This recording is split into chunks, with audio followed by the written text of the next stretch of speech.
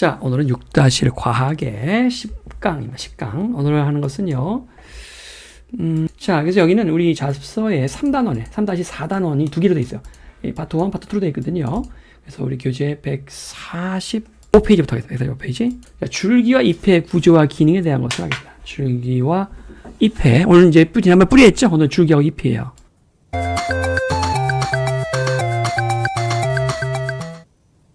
자, 먼저 내 빈칸이 뭔지 알아. 우리 지난 시간 배운 내용 정리도 하고 퀴즈 정답도 한번 맞춰볼까요? 식물세포 공부했었죠? 이때 딱 기억해야 할 거. 식물세포에는 동물세포와는 달리 무엇이 있다? 세포벽이 있다. 그리고 또 뿌리의 기능에 대해서도 공부했었죠? 이 흡수 기능, 땅 속에 무엇을 흡수할까요? 물을 흡수하겠죠? 양분과 물을 흡수합니다. 그리고 식물이 쓰러지지 않도록 지지하는 지지 기능, 양분을 저장하는 저장 기능이 있다. 자, 모두 기억하고 있죠? 자, 그럼 이번 시간에는요, 우리 이렇게 흙 속, 땅 속에 있는 뿌리의 3대 기능이 뭐였죠?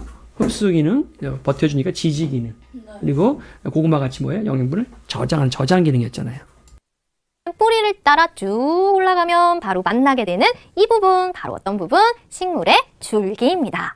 자, 먼저 줄기의 생김새에 대해서 알아볼 텐데요. 우리 친구들 줄기 본 적 있어요? 특히 나무 줄기. 막 이렇게 안아보기도 하고 만져보기도 하죠. 자, 나무 줄기는 어떻게 생겼나요? 자, 나무 줄기를 보면요. 일단 곧게 이렇게 쭉 자라죠? 그리고 만지면요. 껍질이 있는데요. 이 껍질은 두꺼우면서도요. 이 나무마다 특이한 무늬가 있습니다. 은행나무에는 뭐 이런 무늬가 이렇게 보이고요. 자, 그리고 소나무 무늬는 이렇게 생겼고요. 느티나무 무늬는 이렇게 나무마다 무늬가 다양하죠. 자, 이렇게 나무 줄기뿐만 아니라요. 여러 가지 식물의 줄기를 살펴보면요. 이 줄기 모양이 조금씩 다릅니다. 자, 어떤 줄기가 있냐면 굵고 고든 것도 있고요. 가늘고 길어서 다른 식물을 막 감는 것도 있고요. 땅 위를 기는 것도 있습니다. 과연 어떤 식물이 이런 줄기 모양을 가지고 있는지 정리해 볼까요? 자, 해바라기 줄기를 보세요. 어때요? 이렇게 위로 곱게 뻗어 있죠? 위로 곱게 고든 줄기를 가지고 있죠. 말 그대로 고든 줄기라고 합니다. 자, 이건 우리 교재에 안 나와 있는 내용이기 때문에 줄기 생김새라고 쓰시고 145페이지에 썼으니까 고든 줄기 써보세요. 1번 해바라기라든가 소나무를 들 수가 있죠. 다 적었으면 이제 그 다음 가겠습니다. 해바라기뿐만 아니라요. 소나무, 봉선화 등과 같은 식물이 바로 고든 줄기를 가지고 있죠. 자, 그리고 이 줄기를 볼까요? 박주가리인데요. 굉장히 신기하죠? 뭔가 이렇게 칭칭 감고 있습니다. 이 박주가리의 줄기는요. 굉장히 가늘고 길어요. 그래서 다른 식물의 줄기를 감고 칭칭 감고 올라가요. 감고 올라간다. 감는다. 그래서 감는 줄기라고 하죠. 박주가리뿐만 아니라 매꽃도 있고요. 나팔꽃 줄기 많이 봤죠? 이렇게 칭칭 감고 올라가는 거. 자, 그런데요. 이렇게 고든 줄기, 감는 줄기 다 위로 곱게 가고 또 위로 가려고 막 칭칭 감죠. 왜 자꾸 위로 갈까요? 위에 뭐가 있길래? 맞아요. 바로 위에는요. 햇빛이 있잖아요. 그래서 줄기가 높이 자라거나 다른 물건을 감고 오르면요. 식물은 햇빛을 많이 받을 수 있습니다. 식물이 자라는 데는요. 햇빛이 꼭 필요하기 때문이죠.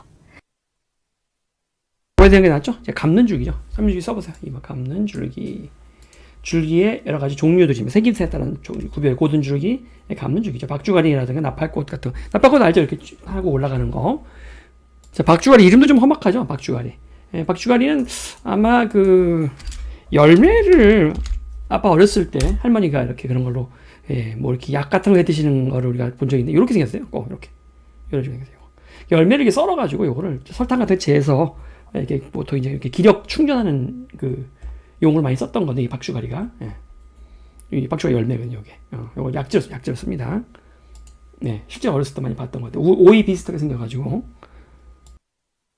자, 그리고 또 어떤 줄기가 있나 살펴봤더니요. 딸기 줄기도요. 굉장히 재밌어요. 어떻게 생겼나요? 가늘고 긴데요. 이렇게 땅 위를 막 기어가는 것 같아요. 자, 기어가는 것처럼 생겼다. 가늘어서 땅 위를 기고 줄기마디에서 뿌리가 난다. 기어가는 줄기다. 그래서 이것을요. 기는 줄기라고 합니다. 딸기뿐만 아니라 토끼풀, 잔디도 기는 줄기를 가지고 있어요. 자, 이번에는 딸기 기는 줄기 쓰시고요. 아마 딸기는 우리 옥상에서 앞에 텃밭에서 보면 알겠지만 얘가 줄기가 이렇게 나와요. 나와가지고 다시 땅에 이렇게 뿌 나서 땅으로 이렇게 닿는단 말이에요. 이렇게 뿌져나와서 땅으로 이렇게 다시 닿죠. 닿는 요 부위에 다시 뿌리가 또 생기는 거예요. 이렇게 여기 땅이면은 또 생겨요. 또 해서 여기서 또 이렇게 잎이나 꽃이 또 피는 거예요. 여기서 줄기가 또 나오죠. 또 이렇게 가요. 그래서 무거우니까 지가 처지죠. 땅에 닿으면서 신기하게 여기서 또 다시 또 이렇게 생긴다. 고구마도 비슷하거든요. 이게 중간에 잘라주지 않으면 끝도 없이 계속 가요. 이게. 딸기 한번 심어놓으면 단연생이라 매년 안 심어놓어도 된단 말이죠. 뭐 잔디도 그렇고요. 잔디도. 감자를 볼까요? 감자는 줄기가요. 여기 뭔가 부풀어 있습니다. 왜 부풀어 있을까요? 이렇게 부풀어 있는 이유. 감자를 먹으면요. 역시 뭐 단맛이 나고요. 여기 영양소가 많다고 하죠. 왜? 이 줄기에 양분을 저장하고 있기 때문이에요. 이렇게 양분을 저장하고 있어서 줄기가 크고 굵다. 그래서 무슨 줄기? 저장줄기라고 하는 거예요. 감자, 토란, 마늘 등이 있죠. 그럼 여기서 구분할 수 있겠죠. 자, 고구마, 우리가 먹는 고구마는 지난번에 배웠죠? 고구마는 뭐예요? 뿌리채소였죠. 그러니까 근채소라고, 뿌리 근자, 근채소. 그리고 감자는 이게 줄기예요. 줄기채소입니다. 뿌린 거예요. 그리고 감자는요, 바로 줄기인 거예요. 이것도 구분할 수 있겠죠. 그 두 개는 명확히 구별을 해주고요. 나머지 뭐 토란이나 마늘은 원래 우리 앞에서 배울 때는 뿌리채소로 배웠는데 여긴 뭐예요? 또 줄기라 그러죠. 여기 좀 구별이 좀 모호해요.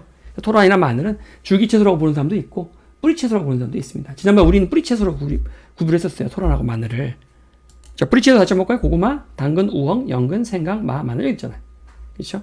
줄기채소는 감자, 양파, 파, 죽순, 아스파라거. 그죠? 근데 이번엔 또 이 줄기채소라고 지금 현재 보시면 여기 마늘이라든가 또 뭐 아까 토란을 지금 줄기채소에 이렇게 옮겨놨잖아요. 지금 보시면은. 그래서 요건 좀 구별이 뭐 어떤 사람 보는 사람에 따라서 토란이나 마늘을 뿌리채소로 보는 사람도 있고 줄기채소로 보는 사람도 있는데 이걸 확실히 구별해야 된다. 감자하고 고구마 구별해. 감자는 뿌리로 봐야 되고 고구마는 뿌리로 봐야 되고 영양분이 농축된 감자는 영양분 농축된 줄기로 봐야 합니다. 이거는 꼭 구별해야 돼요. 알겠죠? 자, 저장줄기까지 다 필기가 다 완료됐으면 우리 교재는 안 나와 있어서 추가를 좀 했고요. 그 다음 자, 이렇게 여러 가지 식물에 따라 이 줄기 모양이 다양한데요. 자, 그럼 줄기는 어떤 일을 할까요? 여러분 이 사진을 보세요. 이 사진은요, 예쁜 백합입니다. 우리 교재 146페이지 펴보세요. 백합 하면은 꽃잎 무슨 색이 떠오르죠? 하얀색이죠. 그런데 여기 있는 이 백합은요, 꽃잎이요, 붉게 물들어 있어요. 꽃잎뿐만 아니라 잎도요, 약간 붉게 물들어 있어요. 왜 이렇게 붉게 물들었을까요? 바로 쭉 가보니까요, 물에요, 붉은 식용색소, 붉은 색소를 타놨어요. 그러면 혹시 이 물이요, 줄기를 따라 쭉 이동하면서 잎에도 전달되고 꽃잎에도 전달돼서 이렇게 물이 든 것이 아닐까요? 줄기가 물을 막 이렇게 이동해주는 통로 역할? 그럼 이걸 확인해 보려면 어떻게 해야 할까요? 줄기를 잘라서 단면을 보았을 때 이 붉은 색소물이 지나간 흔적이 있다면 정말 줄기를 통해서 물이 이동했구나, 이걸 확인해 볼 수 있겠죠. 자, 그래서요, 이렇게 붉은 색소물에 넣은 백합, 유리판, 칼, 핀셋, 돋보기, 그리고 손을 다칠 수 있으니까 코팅 장갑을 준비해서 단면을 잘라봅니다. 어떻게 자르냐면요, 가로와 세로로 자를 거예요. 지금 이렇게 자르는 것이 가로고요, 이렇게 잘라보면은 세로로 잘라서 보는 거예요. 이 붉은 색소물에 넣어두지 않은 그 백합을 잘라보면요, 그냥 뭐 붉은 색소 이런 표시가 없어요. 그런데 이렇게 붉은 색소물에 넣어둔 백합 잘라서 보면 과연 그 단면 어떻게 생겼을까요? 바로 이렇게 확인할 수 있습니다.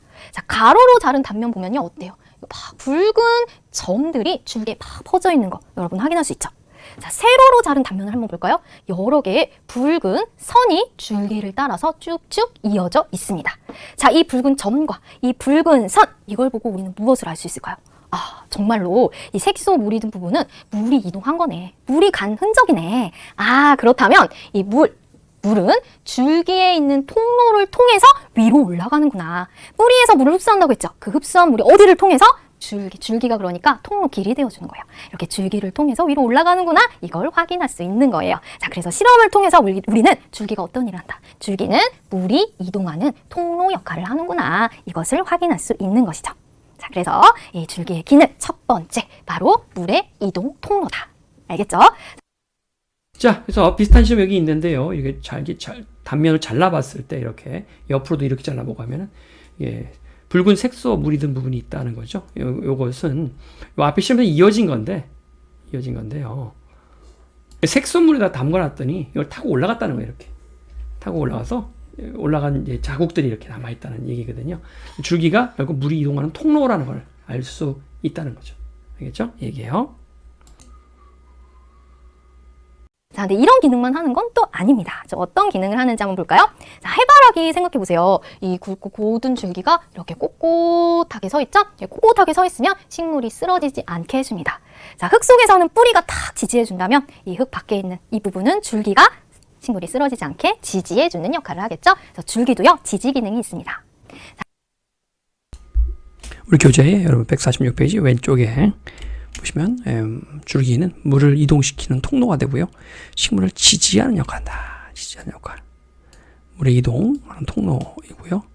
마지막으로 이제 양분을 저장하는 역할 곧 나옵니다. 저장 역할도 한다. 그래서 줄기의 기능은 굉장히 중요한 부분이니까 꼭 암기해 주셔야 됩니다. 자, 그리고요. 아까 감자, 줄기라고 그랬죠. 이 감자가 이렇게 굵은 줄기를 가진 이유 양분을 저장하고 있는 것이죠. 자, 그래서 줄기도요. 바로 저장 기능을 가지고 있습니다. 줄기는 물의 이동 통로, 지지, 그리고 저장 기능을 가지고 있다는 거 정리할 수 있겠죠?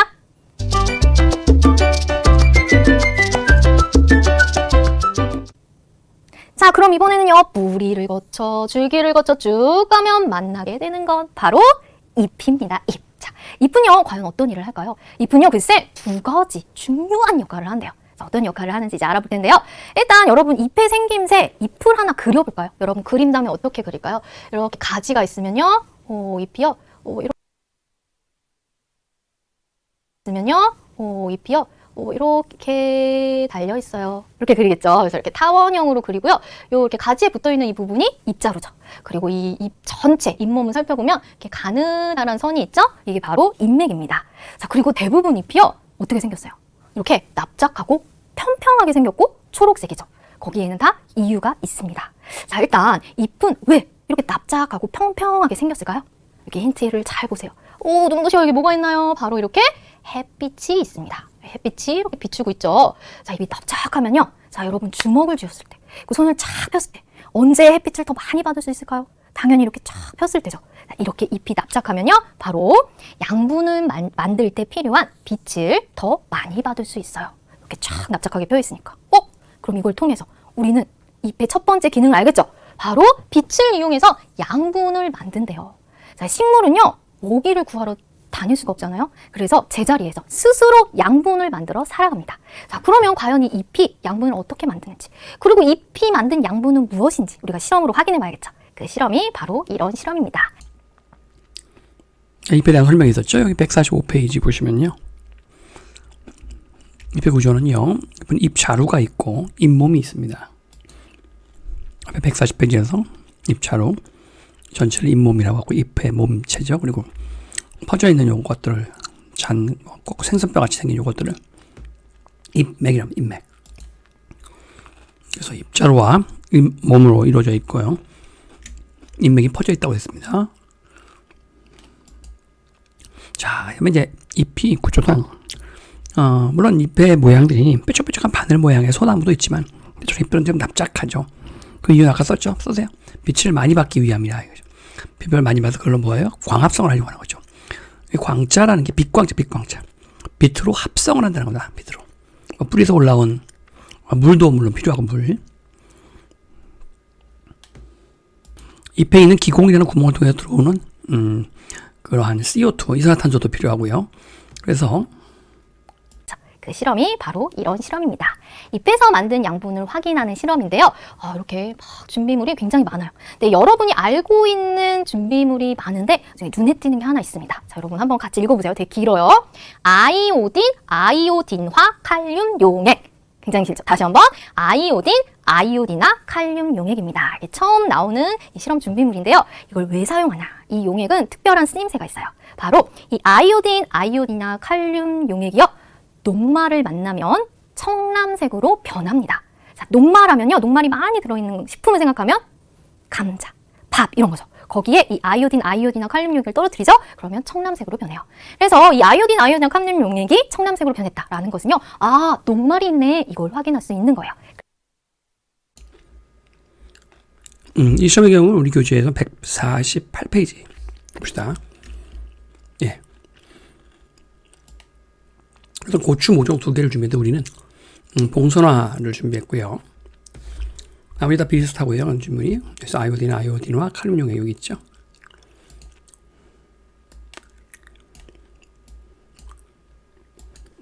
자, 149페이지 보면 아이오딘과 칼륨 용액으로 녹말 확인 여기 있죠. 녹말 확인.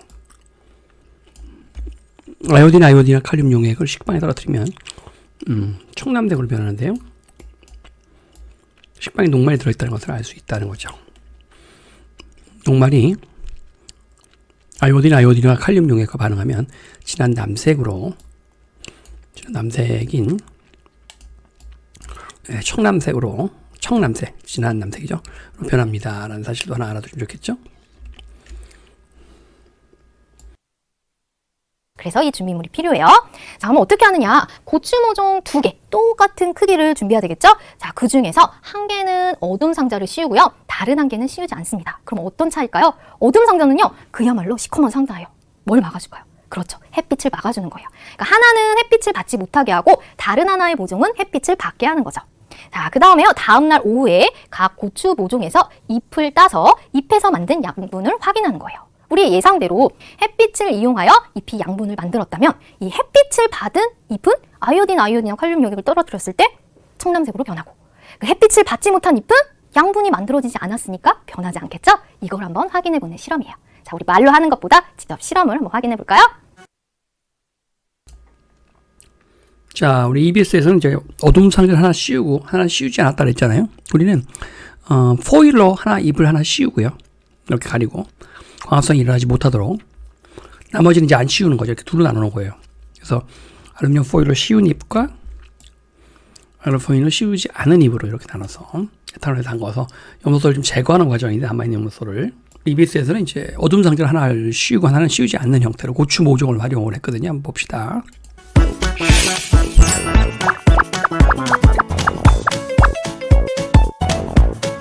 크기가 비슷한 고추 모종 2개를 빛이 잘 드는 곳에 두어요.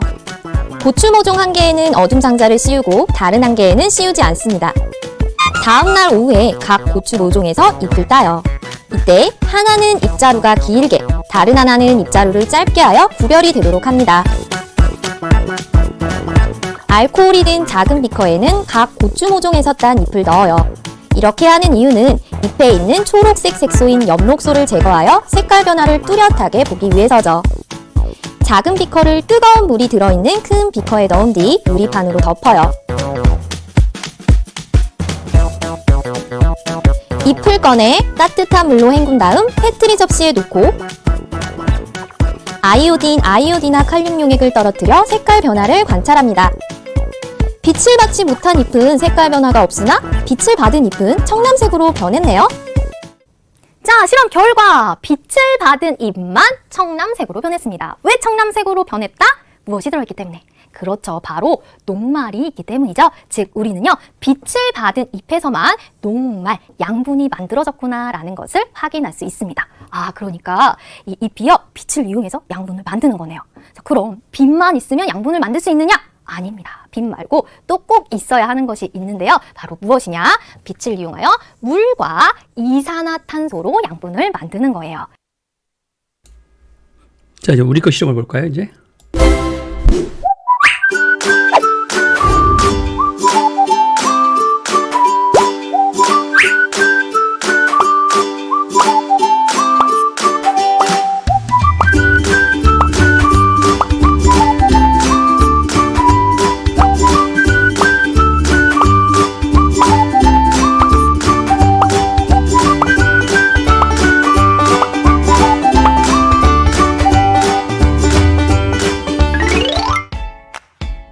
동선화 잎 중에서 1개를 알루미늄 포일로 씌우고 빛이 잘 드는 곳에 놓아둡니다.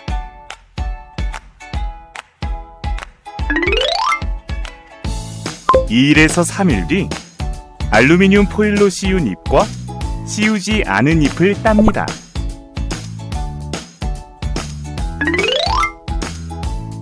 잎에서 만들어지는 산물을 확인하는 실험을 합니다. 큰 비커에 뜨거운 물 200ml를 담고 작은 비커에 잎이 잠길 정도로 에탄올을 담습니다.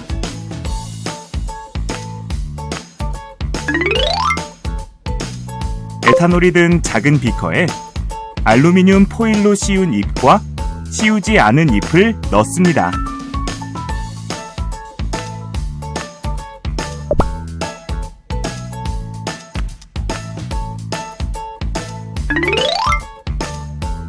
큰 비커에 작은 비커를 넣고 유리판으로 덮은 뒤 잎의 색깔이 하얗게 될 때까지 둡니다.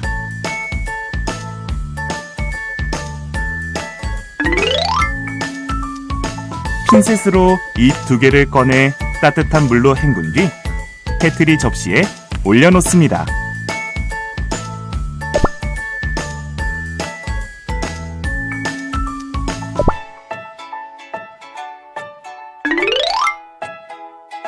각각의 잎에 아이오딘, 아이오딘과 칼륨 용액을 떨어뜨려 색깔 변화를 관찰해 봅시다.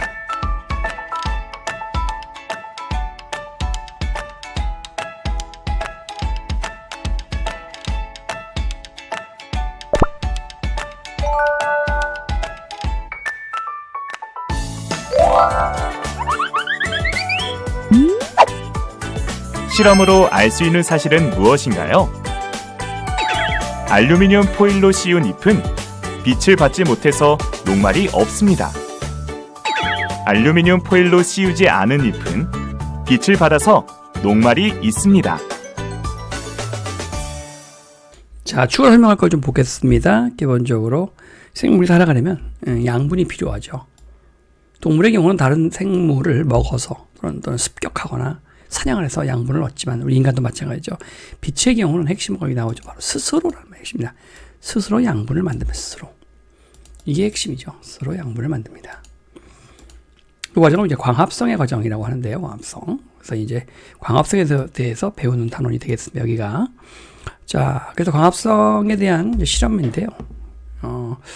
하나는 이제 호일로 이렇게 싼 잎이고 나머지는 안 쌌단 말이에요.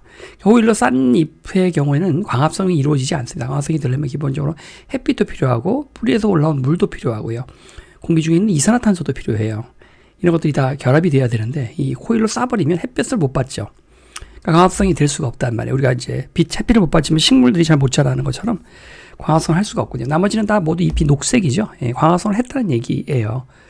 자, 그래서 일단 그렇게 분리해서 해놓고, 그러면 이제 광합성이 진행된 잎, 파란 잎 속에는 녹말, 즉 스타치라고 해요. 스타치, 전분가루, 전분, 녹말가루가 그 안에서 생성이 되고요.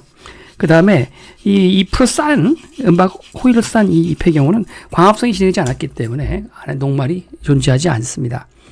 자, 그래서 이것을요, 이제 아이오딘이라고 하는 아이오딘화 칼륨 용액이라고 하는 이제 요오드라고 하는 건데, 요오드하고 녹말하고 결합하면 원래 색깔이 짙은 이렇게 청남색으로 변하거든요. 그래서 아이오딘 칼륨 용액을 떨어뜨려 색깔 변화를 관찰하는 거고요. 이것이 녹말과 반응하면 진한 남색으로 변합니다. 얘는.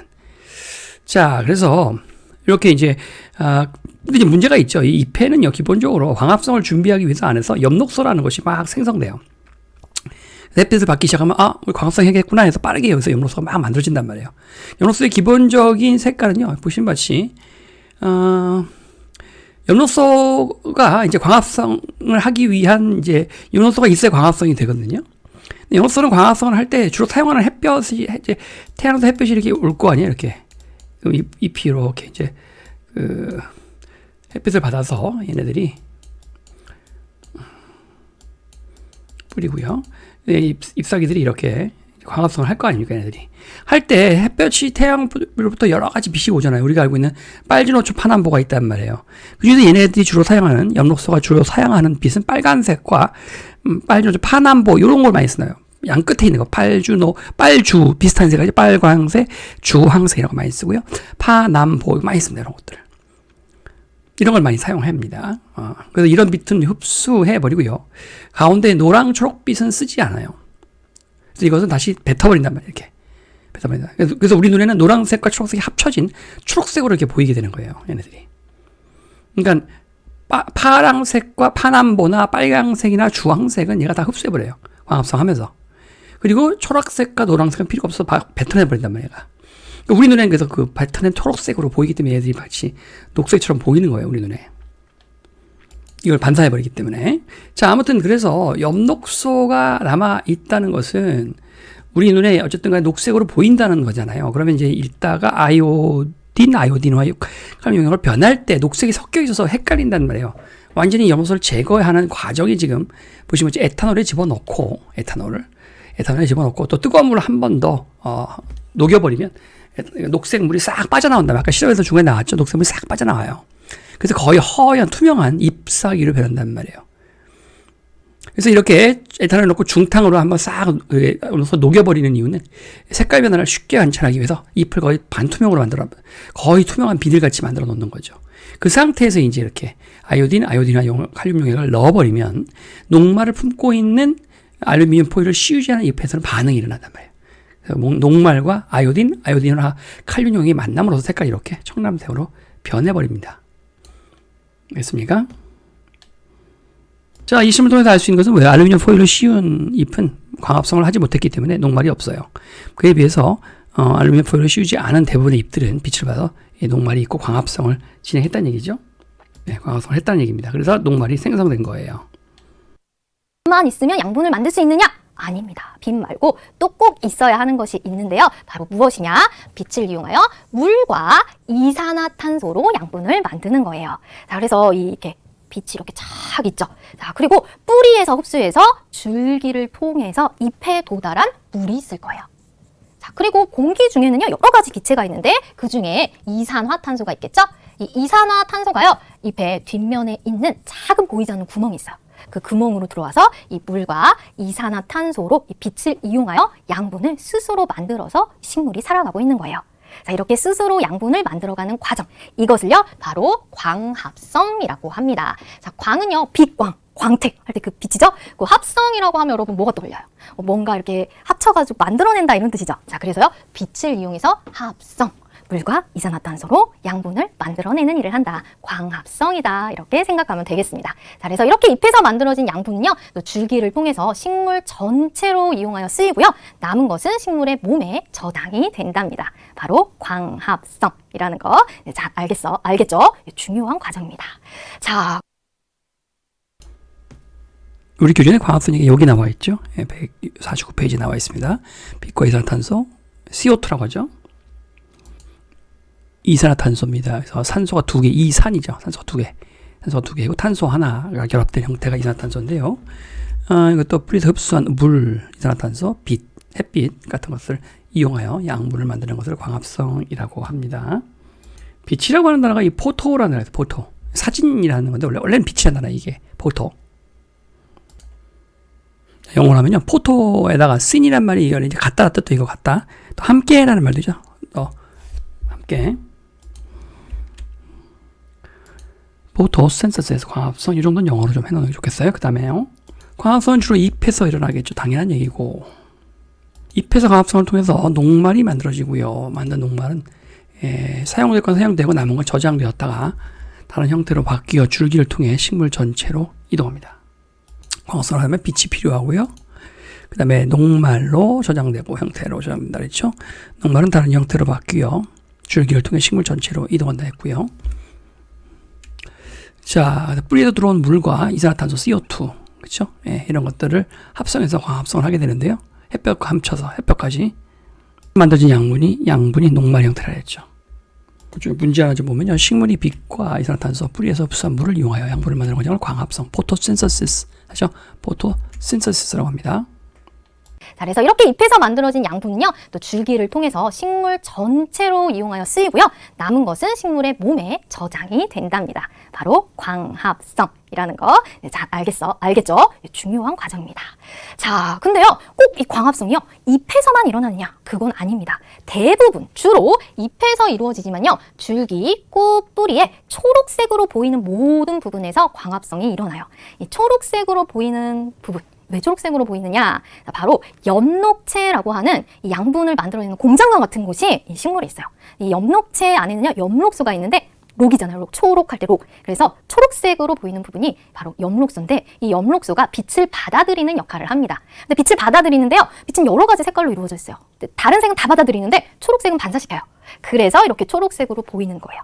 그래서 이 초록색 부분에는요, 엽록소가 있기 때문에 이런 부분에서는 다 광합성이 일어납니다. 그래서 물을 보면요, 이 햇빛에 노출된 뿌리, 여기 부분 초록색이죠. 그래서 이 초록색 부분에서도 광합성이 일어나는 거예요. 주로 잎이지만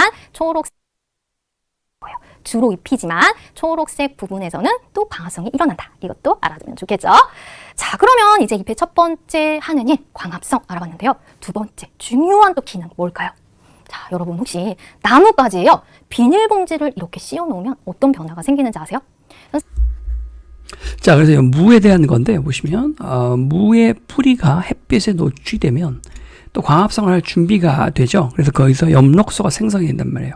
엽록소가 왜 뿌리가 햇빛에 노출되면 이 부분이 이제 광합성할 준비를 또 하면서 엽록소에서 만들어지는 거죠. 그래서 초록색으로 변합니다. 그래서 초록색으로 변한 여기 이 부분에서도 광합성이 일어날 수가 있는 거예요. 광합성이 꼭 잎에서만 이루어지는 것은 아니다 이거죠. 자, 그러면 증산작용에 대한 것인데요. 145페이지로 가봅시다. 여기입니다. 145페이지. 나뭇가지예요. 비닐봉지를 이렇게 씌워놓으면 어떤 변화가 생기는지 아세요? 선생님이 이제 6학년 친구들이랑 오전에 이제 학교 이 정원에서 나뭇가지를 하나 딱 골라서 거기 비닐봉지를 딱 씌워놨어요. 그리고 점심 때쯤 나가서 봤더니요. 글쎄, 물방울이 맺혀 있습니다. 대체 물방울은요, 어디서 왔을까요? 친구들이 이제 생각을 발표하는 거예요. 이거 공기 중에 수증기가 여기 닿아가지고 응결된 거 아니에요? 근데 한 친구가 딱 손을 들었어요. 선생님, 응결이라면 이 비닐봉지 밖에 물방울이 맺혀야 되잖아요? 그런데 만져봤더니 아니에요. 밖에 물방울이 맺힌 게 아니라 비닐봉지 안에 물방울이 생긴 거예요. 그럼 이거는 혹시 잎에서 나온 게 아닐까요? 이렇게 얘기를 하는 거예요. 굉장히 추리를 잘했죠? 그러면 우리 정말 잎에서 물이 나온지 한번 확인해보자 하고 이제 실험을 하게 되었습니다. 자, 그러려면 일단 가설을 세워야겠죠? 자, 방금 다 얘기를 한 거예요. 자, 이 물방울, 여기 나뭇가지에 씌워놓은 비닐봉지 안에 있는 이 물방울 어디에서 왔을 것이다 라고 예상한 거죠? 맞아요. 아무래도 줄기를 거쳐 잎에 도달한 물이 보이지 않는 구멍을 통해서 밖으로 나왔을 것이다. 그러니까 잎에서 물이 나왔을 것이다. 이렇게 가설을 세운 거예요. 자, 그러면 이 가설이 맞는지 우리 실험을 통해서 확인해야겠죠? 어떻게 실험을 하면 될까요? 잎에서 물이 나오는지 안 나오는지 확인해야 하니까 하나는 잎이 있는 거, 또 하나는 잎이 없는 걸 준비하는 거예요. 그리고 나서 비닐봉지를 씌워보는 거죠. 자, 바로 이렇게 하면 되겠죠? 자, 다르게 해야 할 조건은요. 잎에서 물이 나오는지 안 나오는지 이거니까 잎이 하나는 있고 없고 이것만 다르게 하고요. 모종의 크기와 종류, 삼각 플라스크 크기, 물의 양, 비닐봉지 크기 이걸 다 갖게 한 다음에 비닐봉지 안에 물이 생기는지 그리고 삼각 플라스크에서 물이 있으면 그 물이 얼마큼 줄어드는지 이것만 비교하면 되는 거예요. 네, 이렇게 하니까 조금 힘들죠. 자, 그래서 이렇게 그림과 함께 설명해 보도록 하겠습니다. 네, 우리 교재에서는 145페이지 요 실험입니다. 자, 모종 2개, 크기가 비슷한 모종 2개를 준비하는데요. 하나는요, 잎을 이렇게 그대로 두는 거예요. 그런데 다른 한 개는 어때요? 잎을 다 떼버렸습니다. 자, 그리고요, 이 두 모종을 각각 물이 담긴 플라스크에 넣고 여기에 비닐봉지를 이렇게 씌우는 거예요. 자, 물이 빠져나가지 않게 탈지면으로 여기를 막고요. 여기 실을 이용해가지고 비닐봉지로 이 줄기에 실을 묶어서 이렇게 고정을 하는 거예요. 그리고 햇빛이 잘 드는 곳에 하루 이틀 정도 놓아둡니다. 자, 다른 거 건드리지 말아야 돼요. 꼭 잎 하나 있고 없고 이것만 잘 유지해서 실험을 해서 과연 어떤 결과가 나오는지 정말 잎에서 물이 나오는 것이다 라고 한다면 바로 잎이 있는 이 비닐봉지 안에만 물방울이 생기겠죠? 우리 예상이 맞는지 이렇게 한번 확인을 해보는 거예요. 자, 과연 어떤 결과가 나오는지 한번 확인해 볼까요? 비닐봉지 안에 어떤 변화가 생길까요? 잎이 있는 식물에 씌운 비닐봉지 안에는 물방울이 생겼네요. 잎을 제거한 식물의 비닐봉지 안에는 물방울이 거의 없어요. 왜 그럴까요? 뿌리에서 흡수한 물은 줄기를 통해 잎으로 전달되고 잎에서 광합성 등으로 사용하고 남은 물은 잎 밖으로 빠져나가기 때문입니다. 어떻게 빠져나갈까요? 잎에는 보이지 않지만 아주 작은 구멍이 있어요. 이것을 기공이라고 하는데요. 바로 이 기공을 통해서 물이 빠져나가는 것입니다.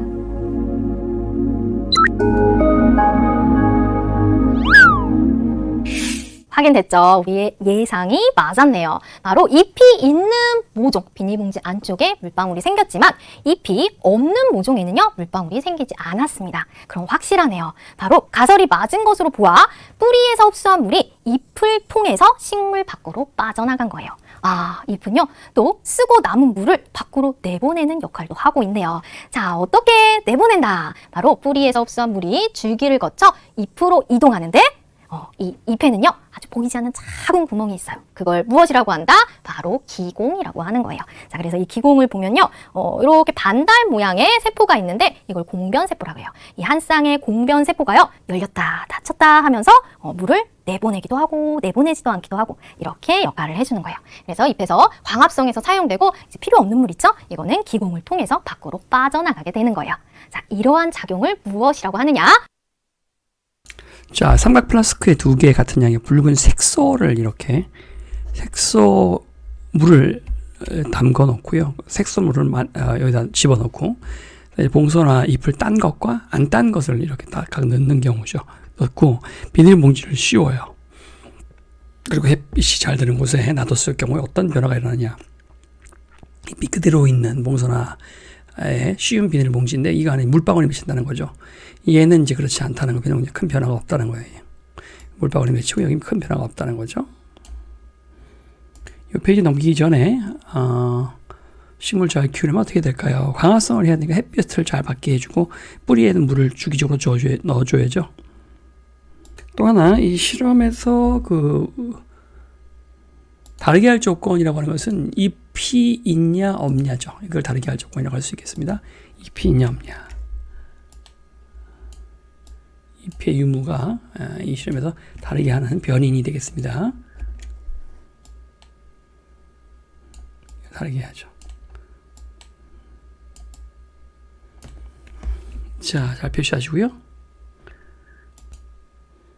자, 그 다음에, 이건 아까 앞쪽에서 봤던 것 같고요. 그 다음에, 이 통해서 알 수 있는 것은, 이제, 줄기를 통해서, 물관이라는 곳을 통해서, 줄기의 물관을 통해서 잎으로 가서, 잎을 통해서 물이 밖으로 빠져나왔다는 것을 알 수 있고요. 빠져나오는 구멍을 기공이라고 합니다. 기공. 영어로 스토마라고 해요. 스토마라고 하고요. 그 기공을 열었다 닫았다 할 수 있는 세포가 그걸 조절하는 조절 장치가 세포가 조절하는데 그거를 기공 주변에 있다 해서 기공 주변 공변 세포라고 합니다. 기공의 주변에 있다 해서 공변 세포라고 해요. 공변 세포. 영어로 가디언 셀, 그러니까 수호 천사 세포인데요. 가디언 셀이라고 하고요. 그 기공은 스토마라고 합니다. 스토마. 표면에서 매우 작은 구멍으로 빠져나간다. 그 작은 구멍이 기공이라고 했죠. 자, 이렇게 물이 빠져나가는 작용을 증산작용이라고 하는데 transpiration이라고 합니다. transpiration. 이 trans가 cross죠. 가로질러 간다는 뜻이고 그 다음에 또 spirit 기억날 거예요. spirit. 뭐가 빠져나가거나 숨이 빠져나가거나 한숨 쉬거나 spirit, 영혼 이런 거죠. spirit. transpire 말. 가로질러서 빠져나간다는 거예요. transpiration. 땅속 깊은 뿌리에서 물을 흡수한 후에 줄기의 물관을 통해서 물이 올라가서 잎을 통해서 매우 작은 구멍, 즉 기공을 통해서 물이 밖으로 빠져나간다는 것이죠. 우리가 알고 있는 물은 위에서 아래로 흐르잖아요. 근데 이거는 이 증산작용은 아래에서 위로 올라가게 되는 거죠. 특수한 경우죠. 해서 밖으로 빠져나가게 되는 거예요. 자, 이러한 작용을 무엇이라고 하느냐? 바로 증산작용이라고 합니다. 증은요, 수증기 할 때 증이라고 생각하세요. 그러니까 물이 수증기가 돼서 빠져나간다. 산은요, 해산이 뭐예요? 흩어지는 거죠. 그러니까 그 잎의 기공을 통해서 물이 수증기가 돼서 다 흩어진다, 빠져나간다 이렇게 생각하면 되겠어요. 그래서 잎에 도달한 물이 기공을 통해 식물 밖으로 빠져나가는 이 작용을 증산작용이라고 합니다. 그래서 뿌리를 거쳐 줄기를 거쳐 잎에서 다 사용되고 남은 물이 이렇게 빠져나간다. 이 물의 이동 경로를 잘 생각하면 되겠죠? 자, 그런데 이 증산작용은요 아주 중요한 역할을 하는 거예요. 자, 선생님이 지금 물이 이렇게 이상하죠? 보통 물은요 위에서 아래로 흐르잖아요. 그런데 이 식물에서는요 와 아래에서 위로 이렇게 흘러요. 이렇게 중요한 역할을 하는 거예요. 이 증산작용이 바로 뿌리에서 흡수한 물이 식물의 꼭대기까지 이렇게 갈 수 있도록 끌어올릴 수 있도록 도와주는 역할을 하는 거예요. 정말 신기하죠? 자, 그리고요 식물의 온도도 조절해줍니다. 우리도 땀이 나면은 땀이 마르면서 시원해지죠? 이와 같은 역할이라고 할 수 있겠습니다. 자, 그러면 우리 핵심 개념 문제 풀어볼까요? 자, 줄기를 통해 잎에 들어간 물은 식물이 살아가는 데 사용되거나 잎의 표면에 있는 매우 작은 기공을 통해서 빠져나갑니다. 물은 식물의 잎에서 물이 수증기가 되어서 빠져나가는 현상을 우리는 증산작용이라고 부르고요. 증산작용의 역할은 첫 번째 식물의 온도를 조절한다. 두 번째 뿌리에서 흡수한 물을 식물의 꼭대기까지 끌어올릴 수 있는 위에서 아래가 아니라 아래에서 위로 끌어올릴 수 있는 역할을 하는 것이 증산작용이다. 거꾸로 올라갈 수 있게. 149페이지가 한번 보세요. 149페이지 하나 문제가 있나 볼게요. 자, 잎에서 물이 수증기가 되어 빠져나가는 것을 증산작용이라고 합니다. 이 줄기에 잎이 많이 달리면 식물에 어떤 점이 좋을까요? 증산작용이 활발하게 일어나고요. 그 다음에 광합성을 활발하게 할 수 있죠. 양분을 많이 얻을 수가 있겠죠. 우리 다시 증산작용 쪽으로 가볼까요? 145페이지죠. 이제 우리 자소 자체 실험을 또 영상으로 봐야겠죠. 요거 145페이지요.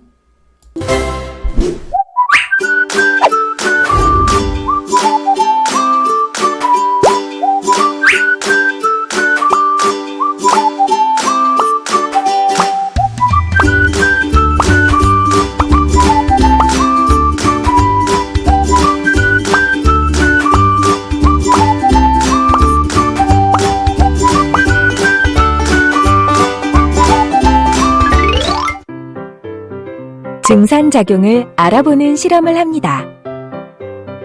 봉선화 한 그루는 줄기에 달린 잎을 그대로 두고 다른 한 그루는 잎을 모두 땁니다.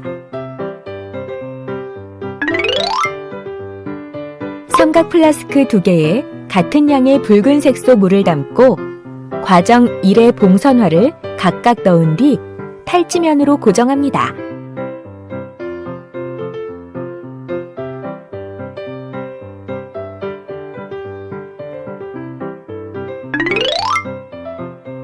봉선화에 각각 비닐봉지를 씌우고 빵끈으로 묶습니다.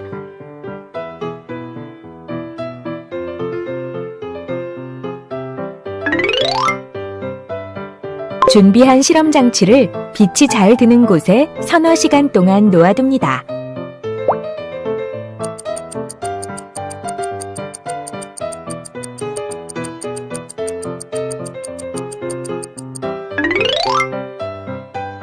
비닐봉지 안의 변화를 관찰해 봅시다.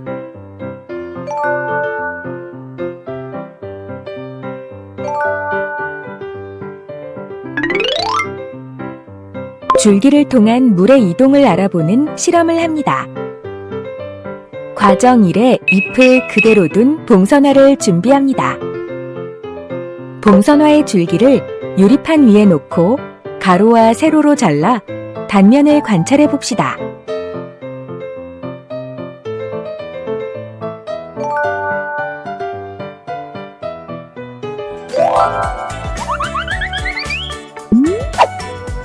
실험으로 알 수 있는 줄기의 기능은 무엇인가요? 줄기를 통해 물이 이동합니다. 잎의 기능과 관련지어 물의 이동을 정리해 봅시다. 잎에 도달한 물은 잎 밖으로 빠져나갑니다. 자, 만점한 교재가 있으면 봐봅시다. 61페이지인데요. 10페이지. 자, 굵고 곱게 뻗어 있는 줄기는 다른 식물의 줄기를 감고 올라갑니다. 해바라기를 이야기하는 것 같은데 그렇지 않죠. 감는 줄기가 그렇죠. 박주갈이라든가 아니면 그 나팔꽃 같은. 그래서 틀렸죠. 이거는 붉은 색소물에 넣어둔 백합 줄기를 잘라 관찰했을 때 붉게 물이 든 부분은 뭐가 이동한 경로다 했는데 물관을 타고 물이 이동한 거를 눈에 확실하게 보기 위해서 색소를 넣어서 이렇게 이동한 경로를 확인할 수 있겠죠. 자, 62페이지 보시면 식물이 빛을 이용해서 물과 이산화탄소로 양분을 녹말 형태로 양분을 만드는 것을 우리가 광합성이라고 합니다. 광합성. 영어로 뭐라고 한다? 포토신서시스 하죠. 포토신서시스. 식물의 뿌리에서 흡수하여 줄기를 거쳐 잎에 도달한 물은 모를 통해서 식물 밖으로 빠져 잎에 있는 기공을 통해서 기공을 조절하는 건 공변세포라 했죠. 통해서 밖으로 빠져나가다 했습니다. 이런 것을 우리가 transpiration, 증산작용이라고 증산작용. 자, 이번엔 63페이지. 자, 63페이지 잎에 도달한 물의 이동을 알아보는 실험에서 증산작용에 대한 거죠. 다르게 할 조건은 잎을 다 뜯어내고 하나는 멀쩡하게 놓고 하나는 다 뜯어내고 잎에 유무 있냐 없냐 차이 이거죠. 다음 실험 모기에 있는 가설을 검증하기 위한 실험입니다. 코론에 알맞은 말은 뭐냐? 가설, 줄기를 거쳐 어디에 도달한 물이 잎에 도달한 물이 구멍을 통해서 밖으로 빠져나가는 다라는 가설을 세워놓고 실제 실험을 해보는 거죠. 자, 총정리 봅시다.